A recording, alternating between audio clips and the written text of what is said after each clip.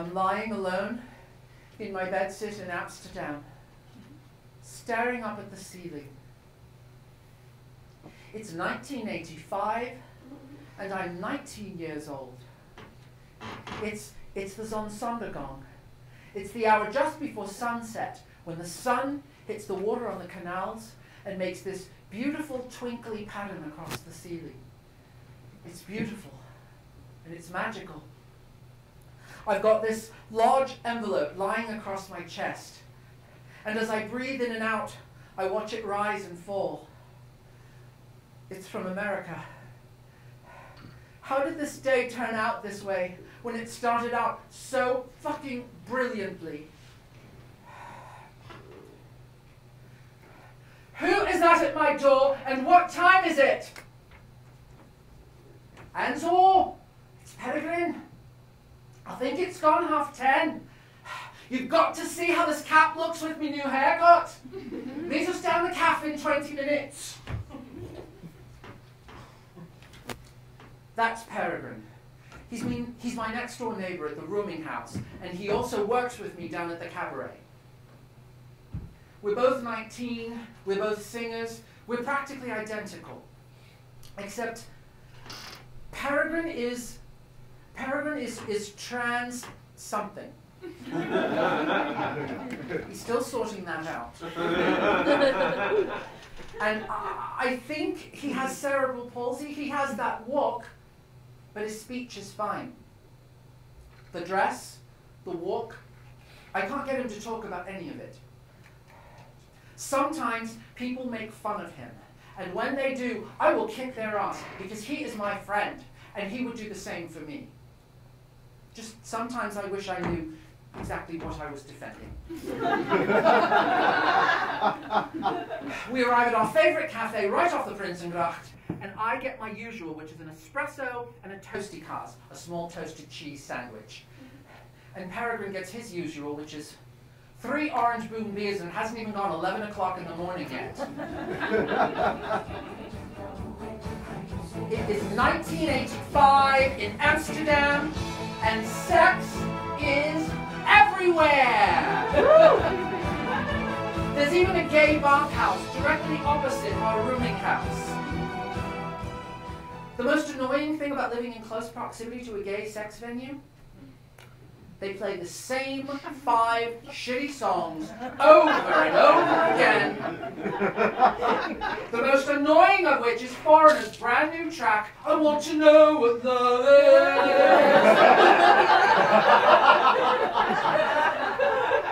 Peregrine and I never go there. First of all, we can look out the window and see the punters coming and going. There are all these old, decrepit men like 30 years old.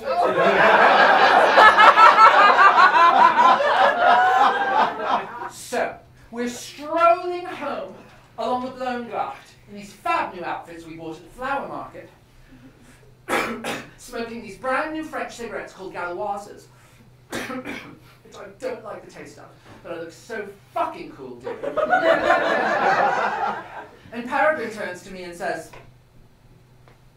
Enzo, see you got some post back at the rooming house? It's one of them odd-size envelopes, like from America.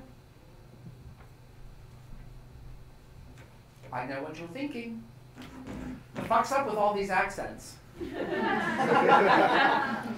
I am not English. In fact, at this point in my life, I've lived most of my years in Michigan. I moved to London 4 years earlier, and I immediately started actor training. Actor training in England starts with elocution before you ever take an acting class. Once you've learned how to say what, when, and why properly, you just start to sound English. Or like a huge homo. But none of this is going to make sense unless I take you back 4 years earlier to 1981, Michigan, when I was 15 years old. Sharon, it's Lorenzo. Ah, hey Enzo! Is your mom fucking with you again? Do you need to get away from her? Yeah, you can come over. Yeah, Kevin's just pouring cocktails. Pouring them like a pussy. Yeah, and then he's going to show me how to to use a bong. No, I'm fine. Sharon, I got that scholarship, the one I was telling you about. The full scholarship to Michigan State? Wow! Let me tell Kevin. Hey, Kevin, Enzo got that scholarship he was hoping for. You know what Kevin just said? Wow! My mom is not going to be thrilled. She can go to hell. What's she going to do? You're 15 years old, you've already graduated from high school, there's no work in Michigan for anybody. A kid like you has to go to college or he's going to wind up in the streets. And she ain't going to pay for it? She should be grateful.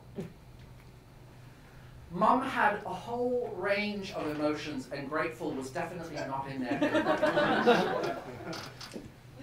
She had her first mental breakdown just a few weeks after I left for university.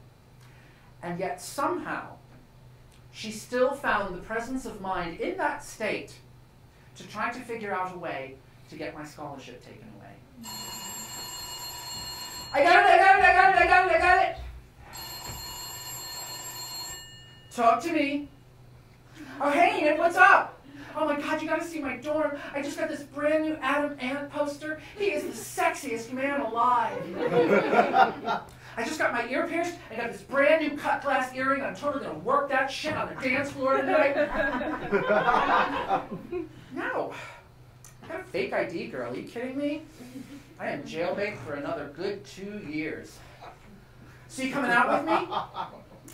Okay, well here's what we're going to have to do. We're going to have to catch the last bus downtown, and then we don't have any way to get home or anything like that. So we're going to have to just pick up some guys and go home with them. I hope you don't have a problem with that. Yeah, except, okay, well, we need guys with cars because we need to get home. So we can't go out with students, okay? We've got to look for the really, really old guys, like 23, 24 years old at least. No, that click?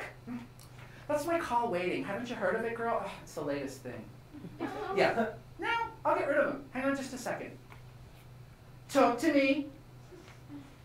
Oh, hi, Mom. How are you? I'm okay. They're going to let me go home next week. I know how much you're enjoying college and all, but I'm going to have to ask you to come home and help me out with the kids for a little while. Mom, I can't. I have midterms in like 2 weeks. I'm even doing an all-nighter tonight. Really? You wouldn't even have that scholarship if it weren't for me. If that school ever found out about all that money you have, what are you talking about? Remember those papers I'm always having you sign? Yeah, those are for CDs. Oh, I got statements with your name on them and everything. And if those statements ever found their way to the financial aid office, that would be the end of your scholarship. I have always felt terrible about not telling that school about that money. You never told me about that money. Look, you want to be an adult so goddamn bad, you're going to have to start making some adult decisions, okay? Now, I'm going to do what I got to do, and you do what you got to do. I can't really believe what she's saying.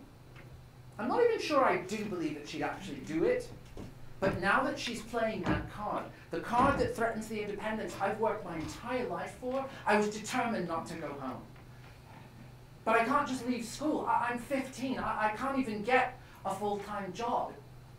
It just so happens that my university does this work exchange program with England. Their students come here, our students go there.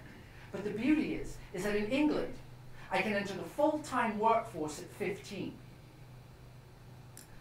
It's also the age of consent for sex, but that really wasn't it. Mom was furious. I kept it a secret from her as long as I possibly could, and she found out literally days before I was leaving. She drove several hours down to confront me right in person. And because I didn't want a scene in the dormitory, my mom and I had it out, late night, at an international house of pancakes. You ain't getting 1 cent from me for this extravaganza. Ma, I'm flying People Express. It's like hardly an extravaganza. And I got no say in this? You are a minor. You belong to me for a couple more years. You can't do this to your family. You know, they're never going to forgive you. What are you talking about? Your sisters. Your sisters. You're their godfather. You can't just go taking off on them like their father. Ma, they're 6 months old and 2. I'm not going to be gone that long. You ain't going at all. Do you understand me? Look, you set one foot on that plane, and I promise you, I will never speak to you again. And your sisters are never going to know who you were. Don't fuck with me, boy. She doesn't mean that. Only now 4 years have passed since that IHOP confrontation. And in that time, not one card or letter has been answered. No one in my entire extended family will speak to me. And the phone lines have been changed. So she's kept her promise so far. So far. After my work permit expired, I fled to Amsterdam, where my friend Peregrine got me a job with him in the cabaret. Only now all of those visas have run out, and in less than 30 days, I've got to return to America. I don't even know where I'd go. Ronald Reagan is the president. It's Margaret Thatcher in England. And all I've seen of America for the past 4 years has been in films. I don't get this Molly Ringwald person at all.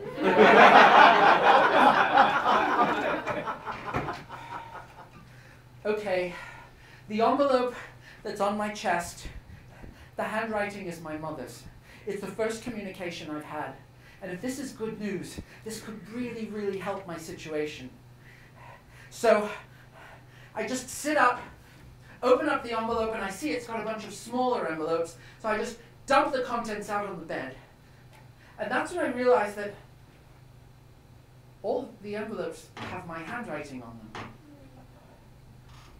It's 4 years of cards and letters that I've sent to her. Nothing's ever been opened. I can't deal with this. I've got to go to work in a couple of hours. So the only thing I can think to do is to grab all the envelopes, stuff them into the large envelope, and bung the whole thing into the rubbish, and lie back and stare at these beautiful patterns on the ceiling. There is this love that I feel. How can I ever share that with someone if I can't even make my own mother love me? I'll go to the city. I will go to New York. I will earn a lot of money. I'll make a beautiful man fall in love with me. And we'll adopt a puppy. We will be a real family. And then she will be sorry. She will be so, so sorry.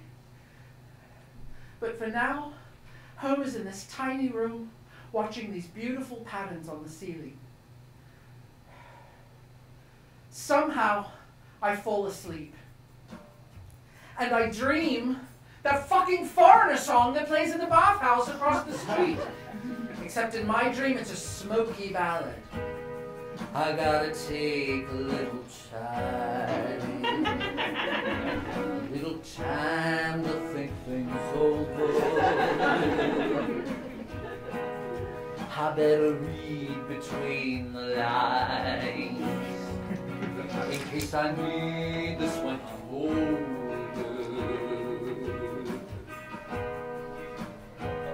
In my life, there's been heartache and pain. I don't know if I can face it again. Can't stop now. I've traveled so far to change my lovely life.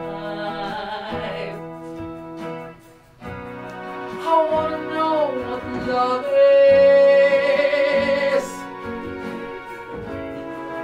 I want you to show me.